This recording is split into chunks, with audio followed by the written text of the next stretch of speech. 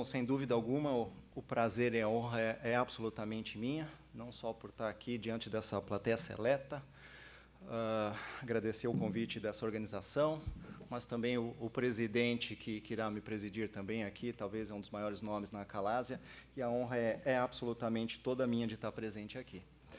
Bom, nós vamos gastar os próximos minutos falando um pouquinho sobre o papel da manometria de alta resolução na Akalásia. De conflito de interesse, eu sou consultor da Láser, mas eu acredito que isso não vai alterar em nada o que eu vou falar aqui no dia de hoje para vocês.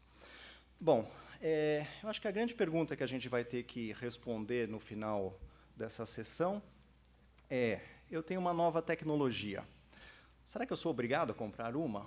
Custa caro. Será que eu vou precisar?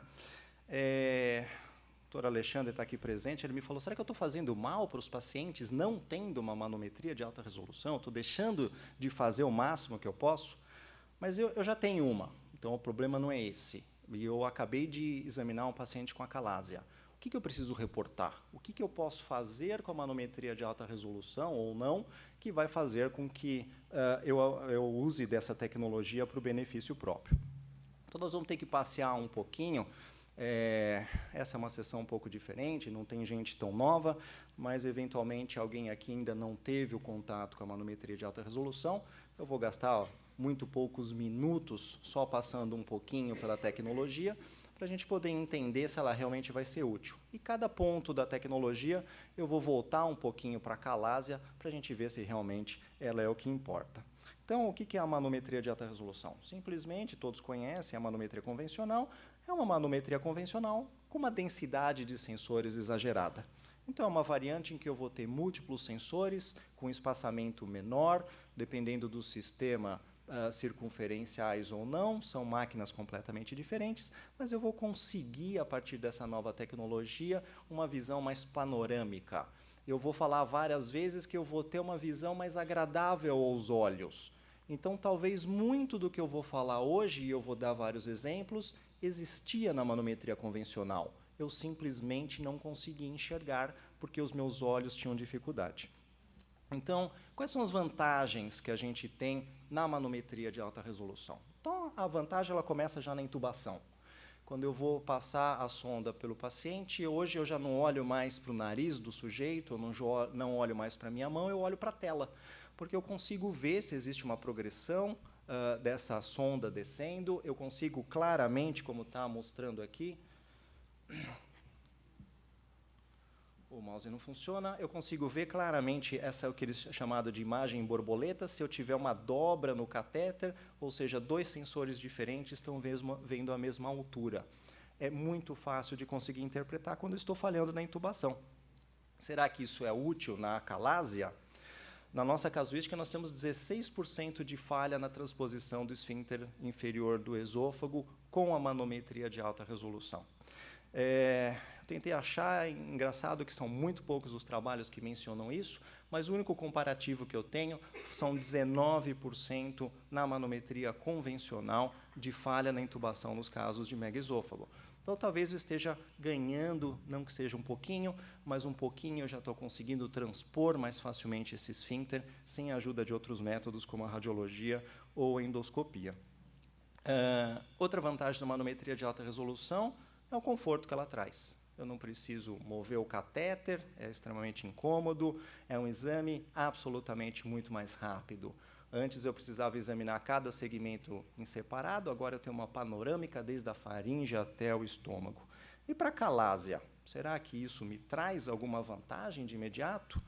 Se o exame é mais rápido e eu dou menos oferta de água ao paciente, será que isso vai prevenir uma aspiração? Às vezes, todo mundo já se deparou com megaesôfagos extremamente dilatados, pacientes com uma disfagia extremamente grave, às vezes vêm até sondados para fazer o exame, e eu tenho muito medo de aspirar no meu laboratório. Então, será que se eu der mais água, se eu abreviar esse estudo, será que eu vou prevenir a aspiração? É uma pergunta ainda que a literatura ainda não trouxe.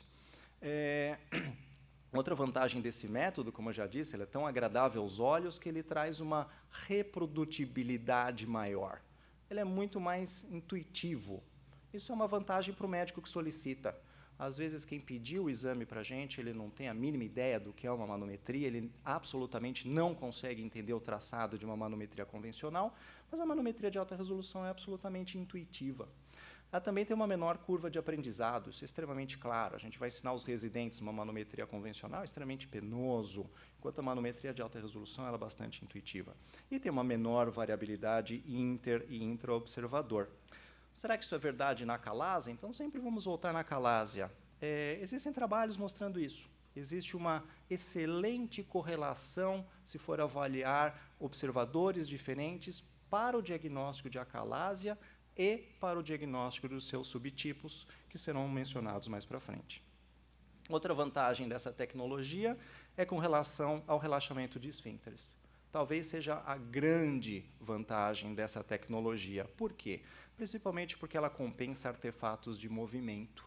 Então, na manometria convencional, eu tenho uma baixa densidade de sensores. Durante a deglutição, eu tenho uma mobilização, um encurtamento do esôfago, com consequente mobilização do esfíncter esofagiano inferior, e ele pode sair de dentro da área de detecção dos meus sensores. Com esse catéter mais complexo, se ele saiu de um sensor, ele entra no outro.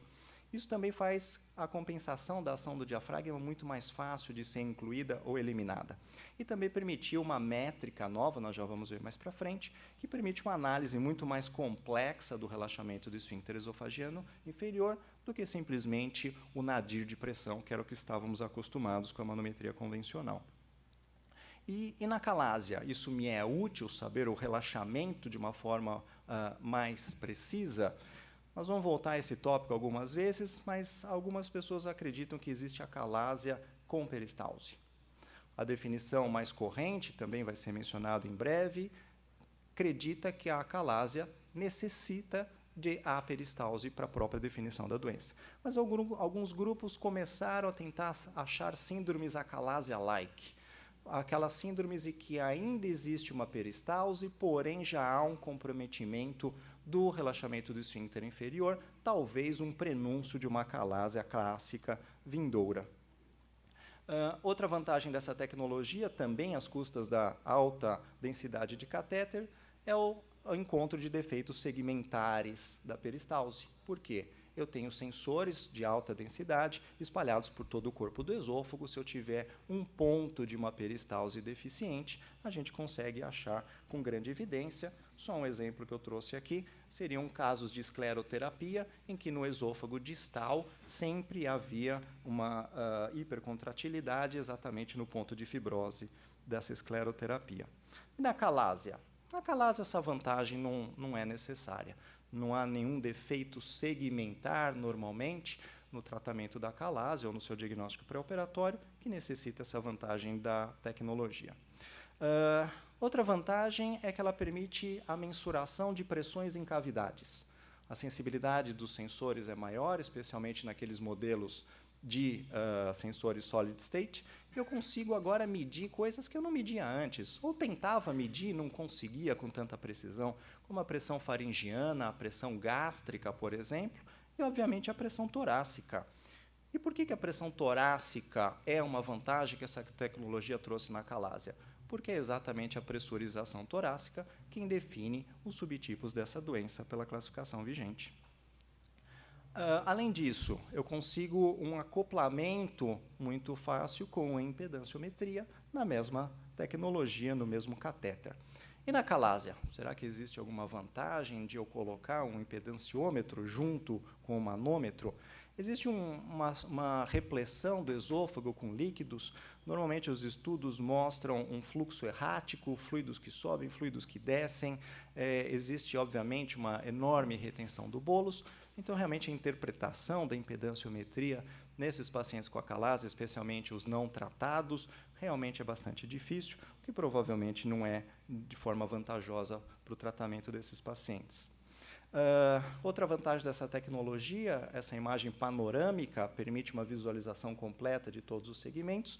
Isso faz com que a análise do relaxamento transitório do esfíncter inferior do esôfago seja facilmente vista. Eu consigo saber se a faringe relaxou ou não, se o esfíncter superior atuou nisso e o esfíncter inferior relaxou ao mesmo tempo. Obviamente, na acalásia, por uma falta de denervação, não ocorre o relaxamento transitório. Também é outra vantagem da tecnologia que não nos é útil para a análise desses pacientes. Outra vantagem, ela criou novos parâmetros, talvez parâmetros mais objetivos, parâmetros mais reprodutíveis.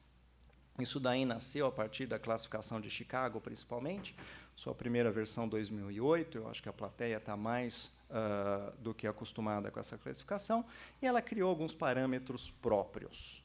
E também criou uma classificação para a acalásia, e também criou uma classificação para todos os distúrbios motores, inclusive com uma nomenclatura diferente do que estávamos acostumados na época da manometria convencional. Está na versão 3.0, havia uma versão 4.0 prometida, que até agora não surgiu.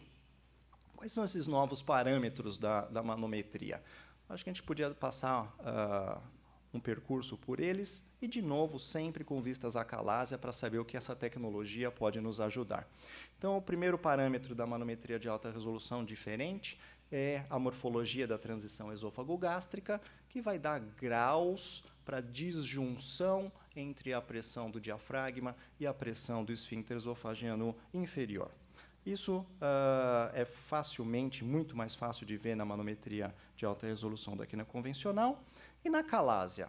A acalásia é mais uma vantagem da tecnologia que provavelmente não vai ter nenhuma utilidade nesses pacientes com acalásia. Por quê? Porque a coexistência da hérnia de hiato e da acalásia é um fenômeno muito raro, talvez até paradoxal. Se eu tenho um alongamento do esôfago, eu não vou ter o encurtamento necessário para a ocorrência da hérnia de hiato.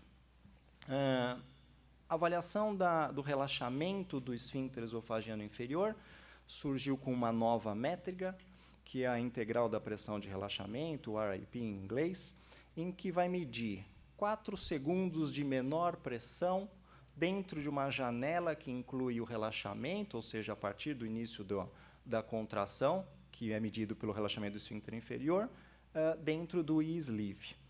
Parece meio complexo isso, mas se a gente observar a imagem, dá para entender isso muito bem.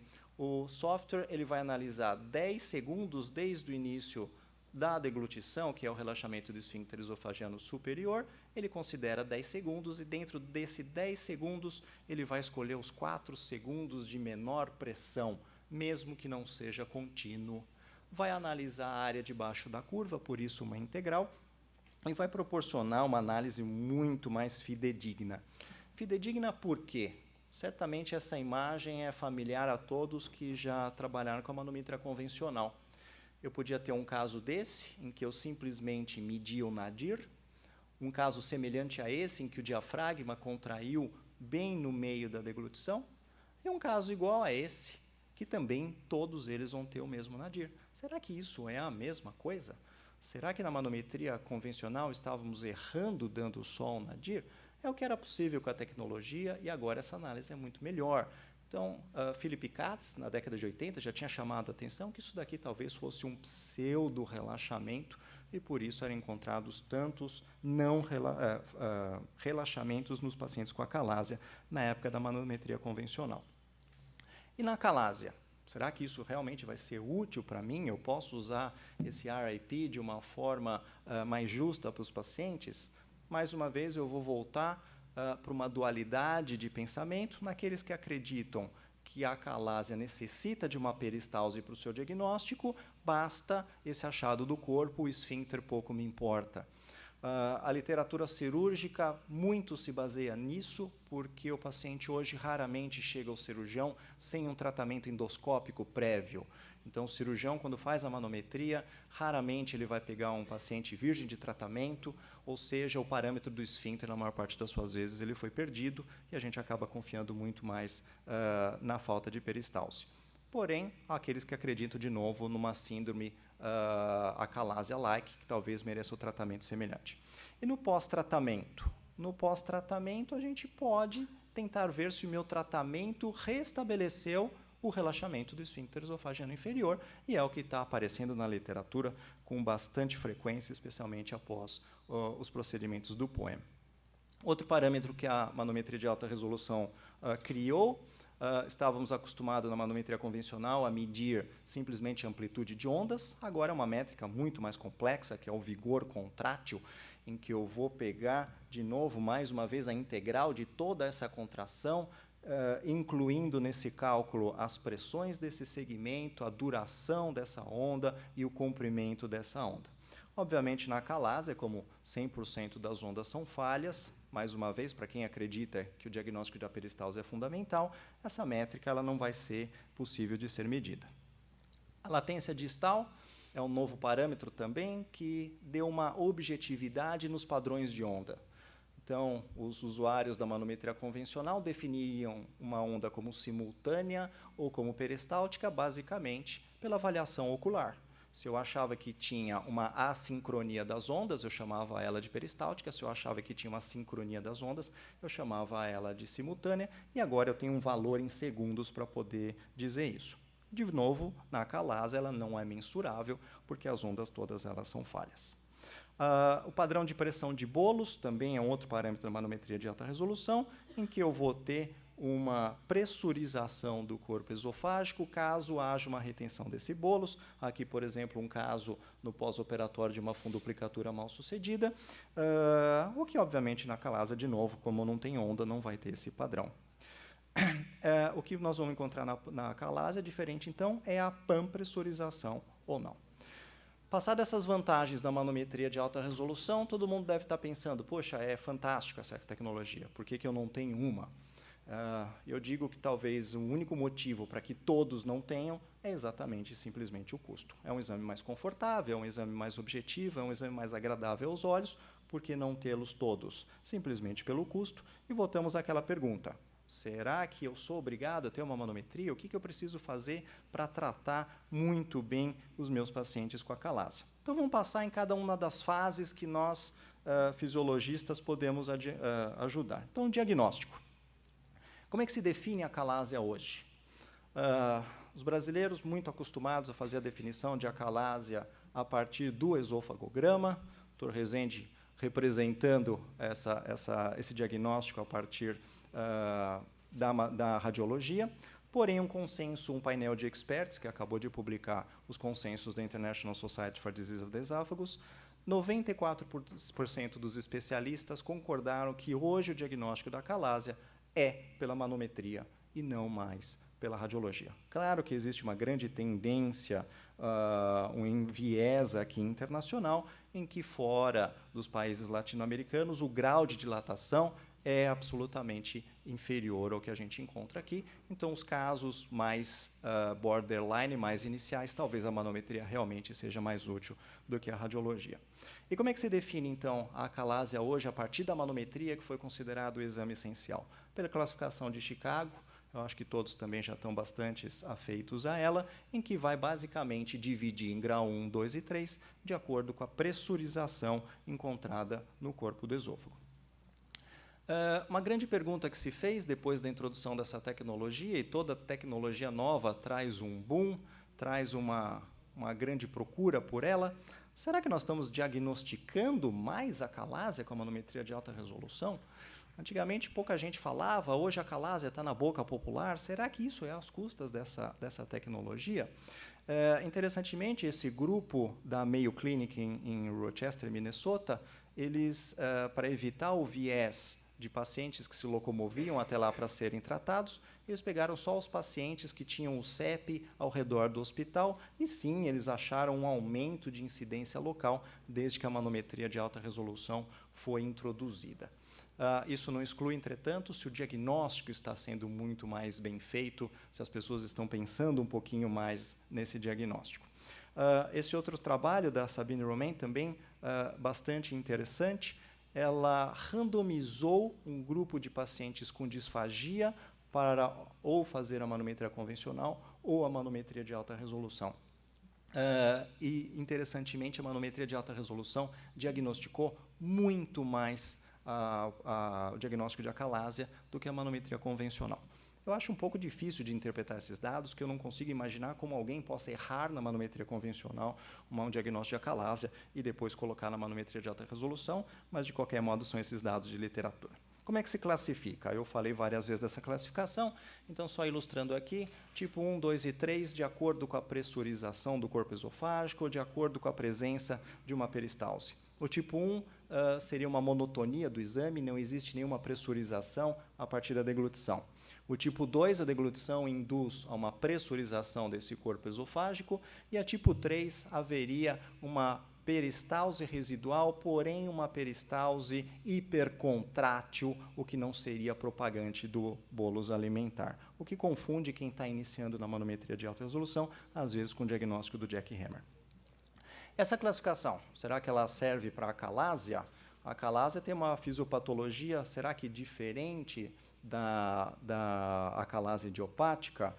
Dr. Dantas e eu já publicamos trabalhos sobre isso, em que a acalásia idiopática ela tem uma perda dos neurônios inibitórios, enquanto a doença chagásica tem uma perda de ambos os neurônios, tanto inibitórios quanto excitatórios. Então, talvez o tipo 3 ele não seja passível de ser visto nos casos chagásicos. O Dr. Dantas, aqui presente também, já falou no passado sobre a acalásia vigorosa na doença de Chagas, apesar de uma definição com pressões um pouco diferentes das atuais, mas, de qualquer modo, na nossa casuística, não conseguimos achar nenhum chagásico com o tipo 3. Uma outra pergunta que a manometria de alta resolução ainda deixou em aberto para classificação e para o diagnóstico é aquela forma indeterminada do megaesôfago. Os brasileiros estão acostumados com essa terminologia. O que significaria isso? Eu tenho um modelo experimental de acalásia no megaesôfago, que é o paciente chagásico.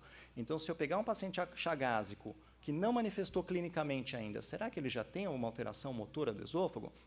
E às vezes eu achava achados qualquer outros que não a peristalse e chamava isso de forma indeterminada, que foi o que esse autor mexicano fez em doadores de sangue com sorologia positiva.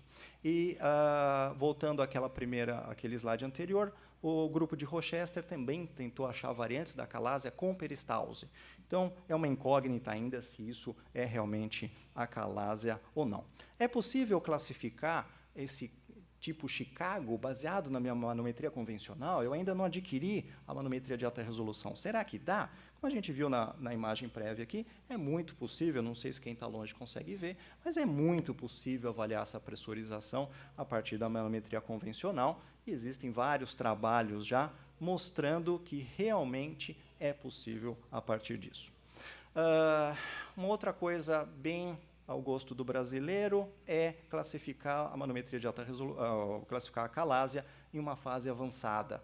De novo, eu já mencionei que a gente encontra vários casos com graus de dilatação bastante exagerados, sendo que a manometria de alta resolução não existe uma correlação entre o Chicago e o grau de dilatação. No passado, alguns usavam a pressão do corpo como um avaliador de grau de dilatação, mas esse mesmo consenso de experts, aqui sim, voltando à radiologia, concordou que o diagnóstico da doença avançada se faz pelo grau de dilatação, pela radiologia, e não pela manometria de alta resolução. Manometria de alta resolução define tratamento? Passando para o passo seguinte, eu diagnostiquei um caso de acalásia, eu preciso tratar. Será que eu terei ajuda da manometria de alta resolução? Hoje, a definição do tratamento baseado na manometria de alta resolução é verdadeira apenas para o tipo 3. Muitos pesquisadores estão apontando, e uma meta-análise aqui que eu trago para os senhores mostrando esses resultados compilados, em que talvez a miotomia mais longa que o POEM consegue fazer seja mais adequado para uma acalásia espástica, em que eu preciso fazer essa miotomia extremamente longa. Então, talvez os tipos 3 sejam mais bem tratados a partir de um POEM comparado com os outros métodos que nós temos. E o prognóstico? Eu diagnostiquei a acalásia, eu vou oferecer um tratamento para o meu paciente. A manometria ajudou no prognóstico? Ajudou muito. Uma infinidade de trabalhos mostrando que a tipo 2 de Chicago ela responde melhor a qualquer forma de tratamento comparado ao tipo 1. Será que isso é verdade para a doença chagásica? Ainda não temos nenhum estudo que mostre isso, mas provavelmente sim, como eu disse, talvez a única diferença no chagásico seja tipo 3. Uma coisa bastante interessante é um prognóstico a partir da análise pós-operatória. Eu consegui achar um único trabalho que ajudou a gente nisso. mostrando que, semelhante ao que já foi descrito múltiplas vezes na manometria convencional, se eu não atinjo uma pressão residual do esfíncter esofagiano inferior adequada, ou seja, eu não consigo romper as fibras de uma forma adequada para que esse esfíncter seja uma boa passagem ao alimento, eu vou ter um mau prognóstico, um mau resultado da dilatação endoscópica.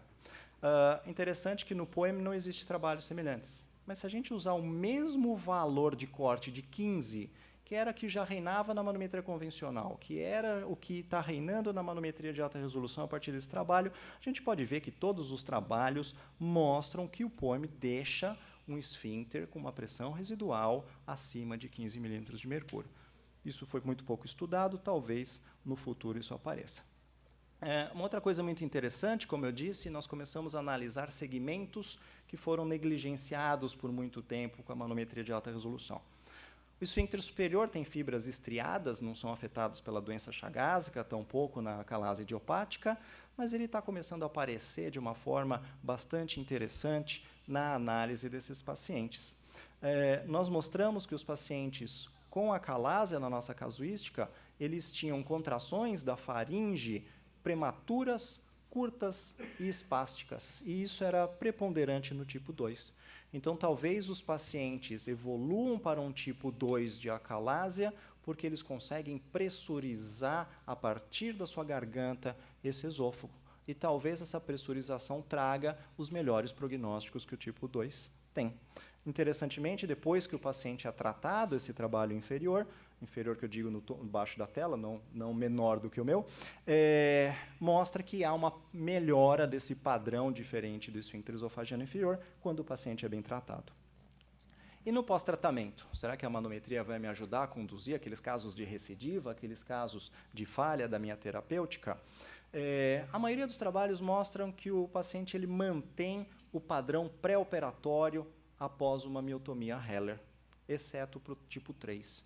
Então, quem era tipo 1 é submetido a miotomia, continua tipo 1. Quem era tipo 2, continua tipo 2. Então, isso vai ajudar a gente muito pouco. Não é a ausência, essa pressurização pós-operatória ou a ausência dela que vai diagnosticar o prognóstico disso. Então, ainda é um pouco nebuloso sobre isso. Bom, passando às nossas conclusões.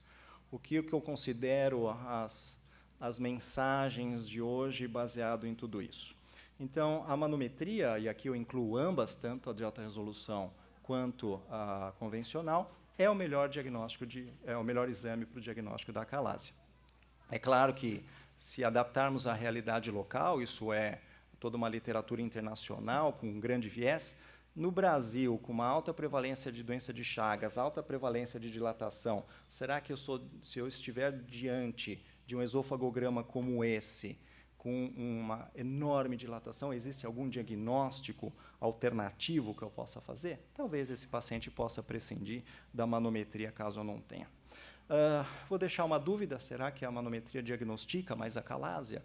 Eu acredito que não. Como eu disse, é extremamente difícil de acreditar que uma pessoa não conseguiu diagnosticar uma acalásia que seja pela manometria convencional. Talvez aumentou-se a consciência que essa doença exista no médico que está interpretando.